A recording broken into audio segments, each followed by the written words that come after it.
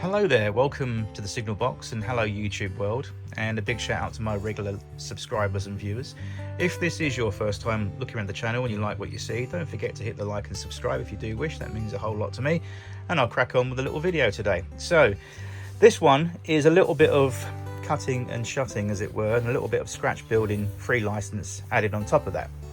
So not really a backstory to the video, not really information you might want to hear or not, but I've been going through some difficulties at the moment in my life personally. They're smoothing out, thank goodness, but it's been a rough 2 months for me, and things are getting better.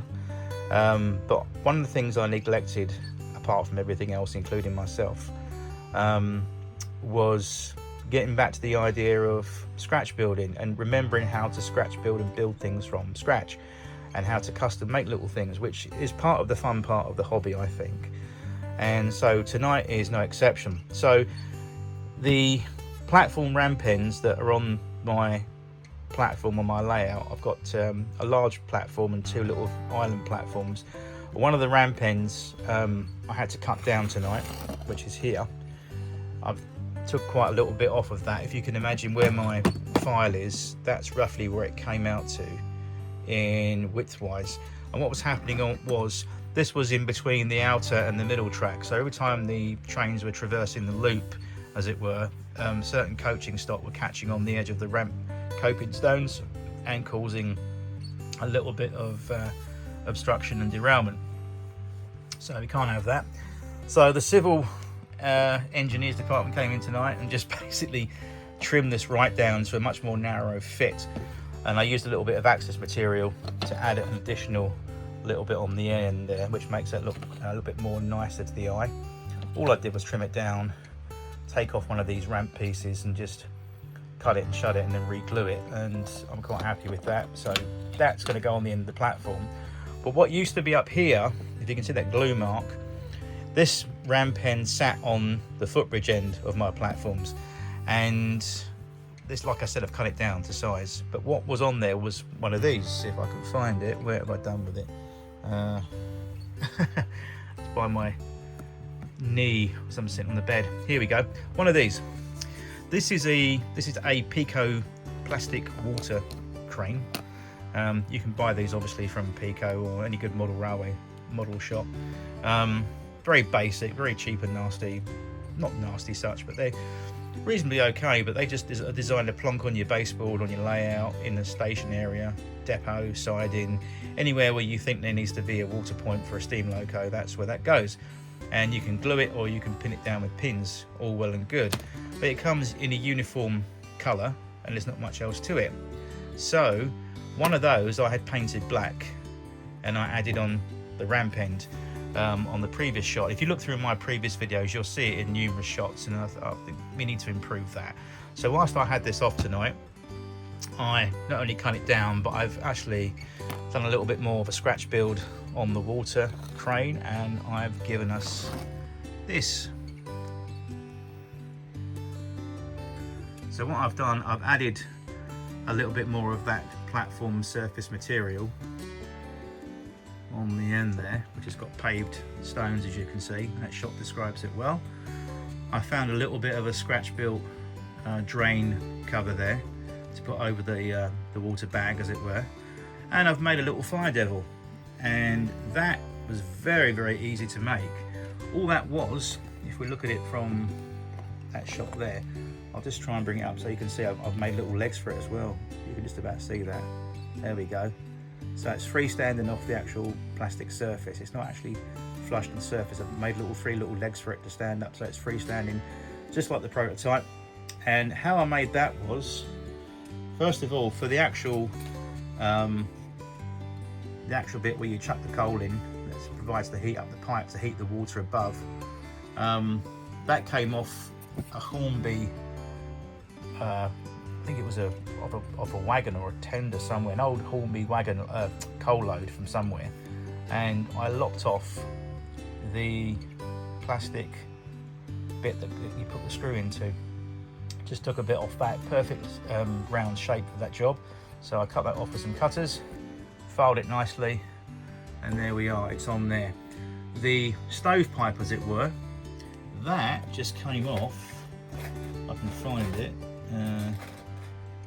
He says, where is it? Oh, here we go.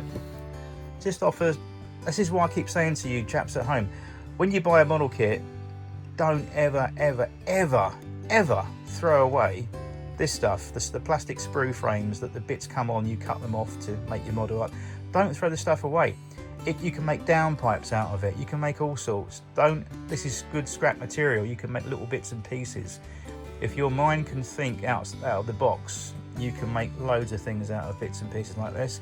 And no exception tonight. Well, look at that. Now I've got a little stovepipe there that provides the convection heat upwards to unfreeze that water pipe along the crane there when it's frosty and snowy and adverse temperatures.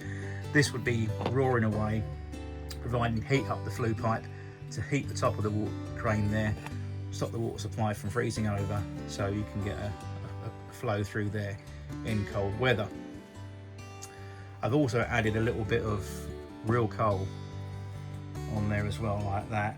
You can see there. I was going to mount the whole thing on a further little bit of thin plastic, but I think I'm going to leave that and just fix that to the baseboard, as it were. I think that does the job. But already it's brightened that up quite a lot, I think, and it makes it look quite nice. I'm quite happy with that. Again, excuse my pointy device tonight, my file, but all this, like the nose bag, that never came, as you can see. If I'll just show you a comparison shot there, where is it? That's the original skinny little nose bag you get with the Peco one. I just beefed that up and I just got some, what do I use now? This is insulation cable from electrical wire. I use some of that because it looks much more nicer, I think. It looks more realistic for that job. And that was all that was on it. But the little fire devil there, the base plate with the drain away cover, the coal, everything on there, right down to the little spindly legs I made for that fire devil there. You can't really see it, or you can, yeah. You see a little bit of light through that shot there. Those legs, believe it or not, I cut off from an old piece of signal ladder that runs in between, snip, snip, snip. Those three little pieces of plastic that I cut off there, off the signal ladder, or piece of a signal ladder, run there. They were the right size for making a little tripod arrangement for the legs of that fire devil, which suspend it off the floor and make it look a little bit more. There you go. Quite happy with that jobby. So yeah, happy. So I think all I'm going to do now is I'm going to add a little tiny bit more super glue. I'm going to super glue that in a fixed position like that. I've also got some Humbrol clear varnish, I think, somewhere in my paint box. I might even just put a little drop in the drain tray to make it look so there's an overspill in there, which make it look even more good. And yeah, there we are. Very simple little jobby. So the way it's going to sit is basically, like, we can imagine that's on the end of my platform, and we've got the rest of it up here. And the platform obviously will be much wider, so this will go in the middle, so we're sort of like that, like a T shape. Yeah, you follow? And then I think what we'll do, we'll put that down the end. Yeah, that looks good, doesn't it? That's going to look really nice, and it won't obstruct any traffic at all. It'll keep its place there without hitting anything as it goes round. So quite happy with that tonight, and I'm glad I got that little thing out of the way. And it's just something I've done tonight, to be honest with you guys, to keep my mind reoccupied and refocus my thoughts, because it has been quite stressful lately for the last 2 months.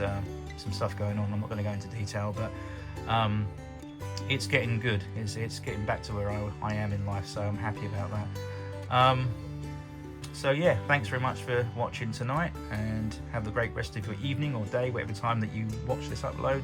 Might be the wee small hours for you, as we all do sometimes. And yeah, so I'll get this on the layout. I'm going to glue it in position, and then hopefully now next running session you'll be able to see this all done and in, and yeah, it will make more sense. Anyway, thanks very much for watching today. Means the world to me for your support and your messages always.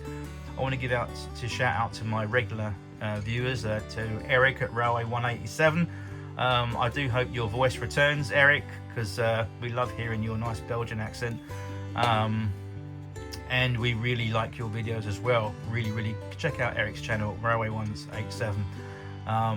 Brilliant little layout, very small, smaller than mine I think, but I like the idea of it being half European and half English. It's a really nice little idea. And also a big shout out to another fur baby parent, Andrew out there, Andrew Rice.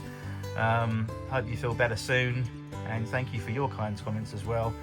And all you guys and girls out there, thanks for watching, and I'll see you soon in another episode of The Signal Box here on YouTube. Thanks for watching, take care of yourselves, God bless, and bye bye.